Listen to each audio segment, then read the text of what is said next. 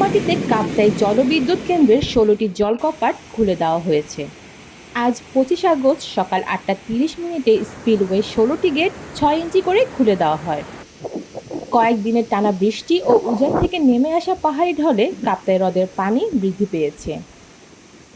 কর্ণফুলী নদীর পানি বিদ্যুৎ কেন্দ্রে বিপদসীমার কাছাকাছি পৌঁছে যাওয়ায় বন্যা পরিস্থিতি নিয়ন্ত্রণের জন্য কাপ্তাই বাঁধে ১৬টি জলকপাট খোলা হয়েছে।